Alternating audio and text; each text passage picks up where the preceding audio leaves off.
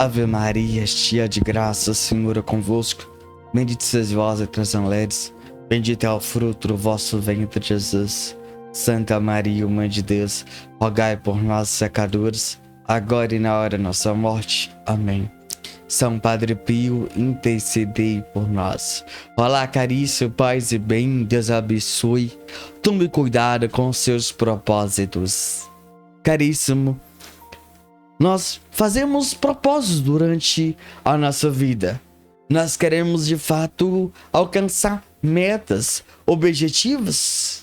Quando chega o final do ano, pessoas avaliam como foi o ano, para de fato traçar meta para o próximo ano que logo já está chegando. Isso tem acontecido conosco. Mas você já parou a pensar que a gente iniciou uma novena e no meio dela a gente para? Começa a quaresma, no meio do caminho a gente para. A gente começa com um propósito de ler a Bíblia durante o ano, a gente para. Por que isso tem acontecido? Você já parou a pensar? E essa pregação é que eu quero que você reflita. É de uma reflexão, mas uma reflexão madura. Uma reflexão de fato, onde vai trazer para você um olhar. Para que você entenda aquilo que vai fazer você desistir dos seus propósitos. Daquilo que você almeja. Daquilo que você designou alcançar durante talvez esse ano. Ou esse mês, ou durante essa semana, ou durante essa própria novena que você nos acompanhou, ou está rezando conosco. Meus irmãos e minhas irmãs, o que é um propósito? O que é a meta? É um objetivo que você deseja alcançar. Mas por que muitas pessoas têm falhado, têm desistido, têm desanimado? Meus irmãos, minhas irmãs, vamos entender isso de fato. Então fique conosco até o final desse vídeo para que nós possamos entender isso de fato. Meus irmãos, veja bem aqui, vamos trabalhar com coisas padrões para que você entenda de fato o que você tem que observar. Vamos aqui. Quaresma da igreja. Algo que nós fazemos todo ano. Após a quarta-feira de cinza até o domingo da Páscoa. Quaresma da igreja. Todo ano nós fazemos. E a igreja nos proporciona vivê-la e viver bem, com dignidade. Nos recomenda fazer penitência, jejum, sacrifício, se abster. Mas o que essa quaresma nos leva a um grande patamar, um olhar? A igreja nos convida a se abster de algo. Você percebe que a igreja pede cada um de nós para se abster de algo muito simples, básico. Veja, preste atenção aqui um detalhe, meu irmão. Nessa quaresma você fala assim: olha, eu vou ficar essa quaresma.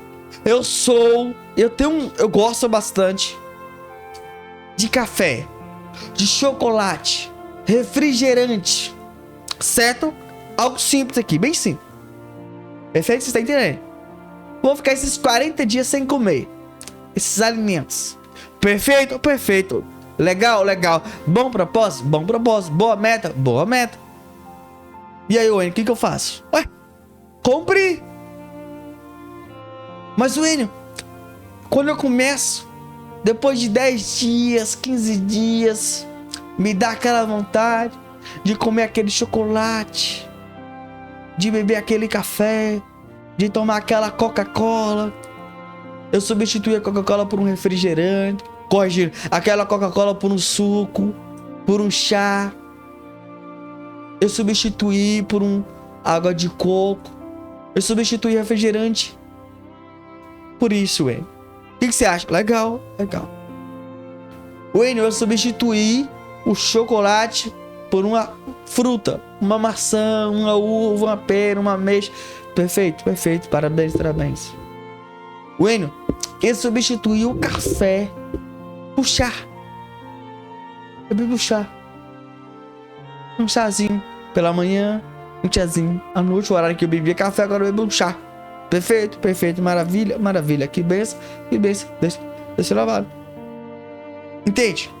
E aqui que está, meu irmão. Eu tô dizendo algo aqui pra você entender. A gente tira algo, só que muitas vezes a gente não coloca algo para substituir aquilo.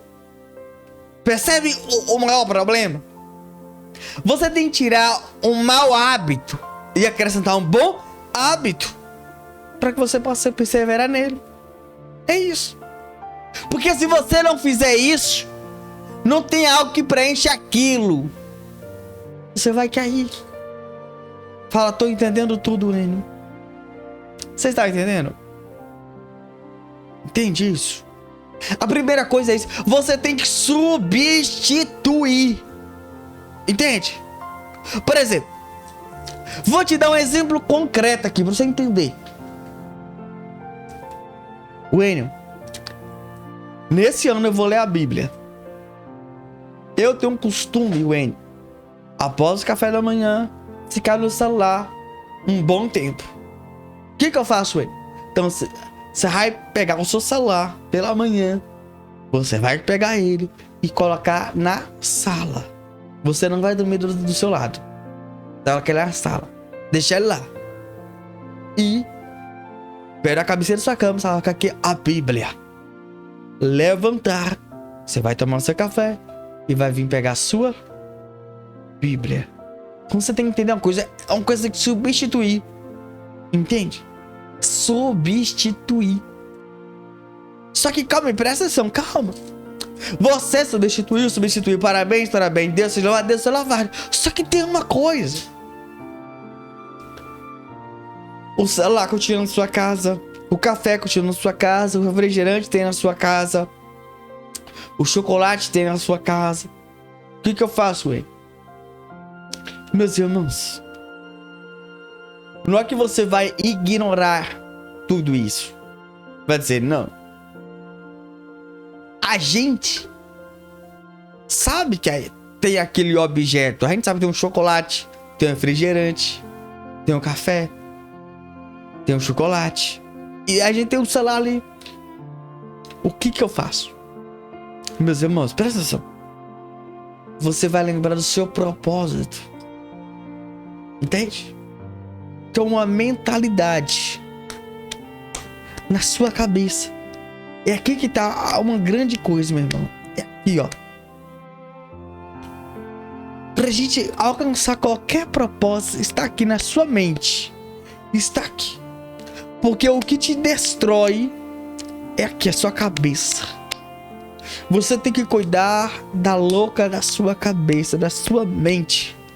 Então você tem que tomar cuidado com o seu propósito. Entende? Você tem que ser firme com o seu propósito. Eu preciso ser firme com o meu propósito. Eu substituí, mas só que além de substituir, a minha cabeça está preparada para isso, meu psicológico. Dizer, eu substituí o celular pela Bíblia. Eu substituí o chocolate por uma fruta. Eu substituí o café por um chá. Eu substituí o refrigerante por um suco. Entende? A sua cabeça, a sua mente, você está preparado para isso? Você tem que estar gravado isso na sua mente. Se for preciso, escreva, anote. Entende? Se você é a pessoa que adquire isso, chocolate, refrigerante, café, não compre. Não compre. Compre suco, fruta e chá. Aí você fala, e o celular, meu irmão? Hoje nós utilizamos o aparelho, mas você vai colocar nele um tempo, um prazo para usar. Você só vai usar o aparelho após você estudar a Bíblia. É uma meta. Mas mesmo assim, você usando ele assim, ó, eu só vou usar ele por tanto período. Porque se você não se limitar, você vai acabar extrapolando. E esse aparelho hoje chamado smartphone, celular, Android ou iOS. Passa o tempo que a gente nem percebe. Então a gente precisa nos limitar. Só que aí que tem, tá? Por exemplo, quando uma pessoa nos liga, quando a pessoa nos manda uma mensagem e diga que é urgente, que eu tenho que responder aquilo, o que eu faço, hein? Desliga o Wi-Fi, coloca no silencioso, porque é propósito, entende? Porque toda hora o nosso celular pisca, tem uma luz, tem um barulho, tá vibrando, tá tirando nossa atenção, nosso foco, entende? E aí que tá. Ô Enio, se eu na quaresma ou nesse período do meu propósito, a pessoa me der um chocolate, eu a recebo? Recebe. Agradece? Agradece. Joga fora o chocolate? Não. Coloque na geladeira. Entende? E deixa lá. E você vai lembrar, eu não posso comer chocolate. Não posso. Você substitui o chocolate pelo quê? Fruta. Pronto. Entende? Se uma pessoa me chamou pra tomar um cafezinho, o que eu faço, Enio? Falar com ela que você não tá bebendo café, bebe um suco. Uma água de coco. Enio, se a pessoa me chamou pra beber um refrigerante, o que eu bebo? Bebo um chá. Diga pra ela, explique. Entende? Presta atenção aqui, presta atenção aqui. Mas o Enio, eu fico... Se você tivesse tolerância à lactose, a glúten, se você tivesse diabetes, você não diria pra essa pessoa? Diria. E a pessoa iria entender? Iria entender. Ela iria ficar constrangida? Não, não iria ficar constrangida. É porque você não pode dizer: irmã, desculpa, eu tô com um propósito de não beber mais café, de não comer mais chocolate, de não tomar mais refrigerante. Eu peço desculpa por isso. Espero que você me entenda. Mas se tiver um suco eu bebo, tiver água de coco eu bebo, tiver uma fruta eu como. Peço desculpa por isso, mas tô com esse propósito. Tá bom? Então, são coisas que a gente precisa aprender. E a gente precisa ser assim. Não com palavras ásperas que fere, machuca. Não. Saber dizer. E sempre dizer de um jeitinho que a pessoa não se sinta mal. Não. Porque eu sei que talvez ela fez o cafezinho, é uma coisa que ela faz com o maior carinho, o maior amor, tá certo. Mas diga com carinho, com mansidão, docilidade. Diga com respeito. A gente precisa ser assim. Entende? Meus irmãos, tudo isso que eu te disse, da mesma forma é um carro.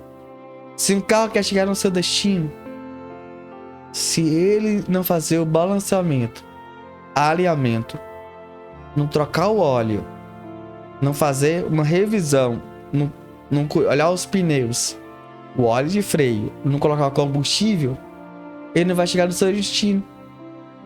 E se no meio do caminho pessoas ligarem para ele e ele voltar, ele nunca vai chegar no seu objetivo, no seu, sua meta, no seu foco. Então tem que tomar muito cuidado com o nosso propósito. Entende? Meus irmãos. E a gente não pode ser assim. Você já parou pra pensar que quantos propósitos você já desistiu? Quantos propósitos você já parou no meio do caminho? O que que tem? Deus é misericórdia, Deus nos ama, Deus perdoa. Meus irmãos, pare de usar essa frase pronta. Mas vamos entender que eu tudo posso naquele que me fortalece. Você nasceu já vitorioso, um grande guerreiro e uma guerreira. Então você precisa batalhar. Se você não está conseguindo vencer esse pequeno propósito, imagine quando vier batalhas, embates, quando você passar por perseguição, você for perseguido, injustiçado, caluniado, defamado. Imagina quando você passar por tudo isso. Como será com você? Você precisa ser forte nas simples coisas, para que você crie casca, você crie maturidade, você se torne um homem resiliente, você se torne uma mulher resiliente. Eu sei que as coisas não é fácil e não é fácil mesmo, mas você tem que resistir. Entende? E quando muitas vezes a gente faz um propósito, é aí que parece que as pessoas nos dão de presente aquilo que a gente renunciou, aquilo que a gente decidiu não fazer, sabe? Mas a gente precisa ser forte. Eu sei que no meio do caminho a gente quer desistir. A gente sente aquela vontade de voltar a beber um cafezinho. A gente sente aquela vontade de beber aquela Coca-Cola. A gente sente aquela vontade de comer aquele chocolate. Mas você tem que lembrar do seu propósito. Você tem que lembrar e dizer: eu quero alcançar essa vitória na minha vida. Meus irmãos, é nos mínimos detalhes que Deus vê a nossa persistência, a nossa perseverança. Eu e você precisamos lutar bravamente. Eu e você precisamos ser corajosos. Nós precisamos ir adiante, seguir em frente. Chega de desistir, chega de desanimar.